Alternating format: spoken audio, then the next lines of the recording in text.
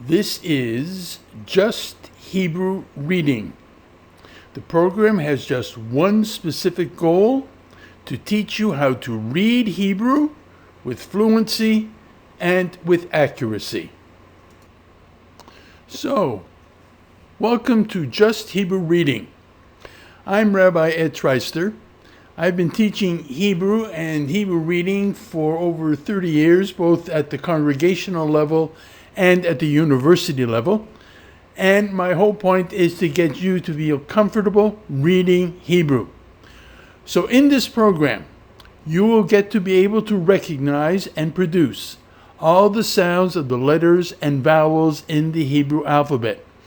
There are just 22 letters and 12 vowels, and with one rare exception, all the letters and vowels make the same sound no matter where they appear in the word.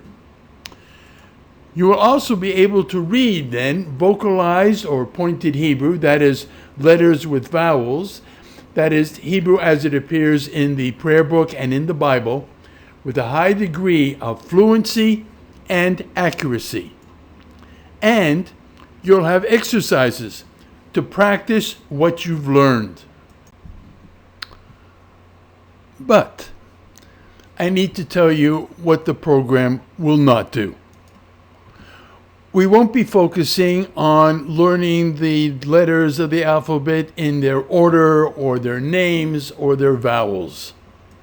And we won't be working on writing the letters, whether it's in cursive form or stick form. And we won't be working on developing an Israeli accent. At this stage of the game, we'll be learning Hebrew and speaking it in the accent of the language that we first learned. To develop an Israeli accent at this stage of the game would require a speech therapist, which is beyond our ken at this point. And we won't be working on Hebrew grammar or building vocabulary or understanding the words. All of these things can be learned in additional programs and additional units that are available on this site just by checking on subscribe. But for our purposes, let's bear in mind that these four things are really different kinds of skills, and they are not relevant to our immediate goal, which is reading Hebrew with accuracy and with fluency. How the program works. The entire program consists of only 8 units. Each unit will present a word or phrase in Hebrew and in transliteration. So you'll get to see what it looks like in Hebrew and what it sounds like through the transliteration. The letters and vowels in that word that are introduced will then introduce other letters and vowels that are related by the sound of the letters in that word. So we'll get the S sounds together, or we'll get the A vowels together in a particular unit. Each unit will also provide practice exercises made up of syllables, that is, consonants and vowels, and syllable combinations. And each element in the exercise is read so that you can hear the word and repeat it, or you can also read the word first and then hear the correct pronunciation, just as in a language lab. There are 5 rules of reading Hebrew. You get this, you're halfway there. Rule number 1, obviously, Hebrew is read from right to left. Rule number 2, Hebrew is made up of consonants and vowels and then syllables. Rule number 3, every consonant in Hebrew needs to have a vowel. Rule 4, every syllable begins with a consonant, not a vowel, only with a consonant. And rule number 5, Hebrew usually accents the last syllable in a word. Let's go take a look at these 5 rules in greater detail. Rule number 1, Hebrew is read from right to left. We start over here and we work our way to here. Rule number 2, Hebrew is made up of consonants and vowels. The consonants show up as letters on the line.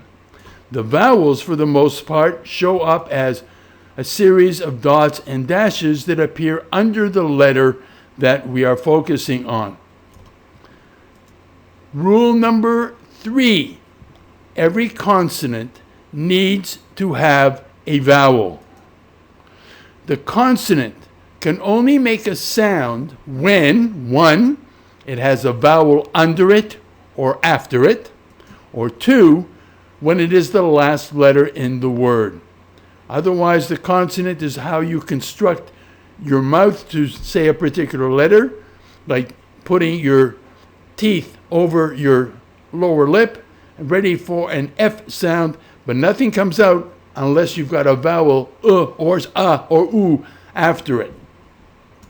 So remember the principle: no vowel, no sound. Rule number 4, every syllable must begin with a consonant. The syllable may end with a vowel or it may end with a consonant, but it will always begin with a consonant.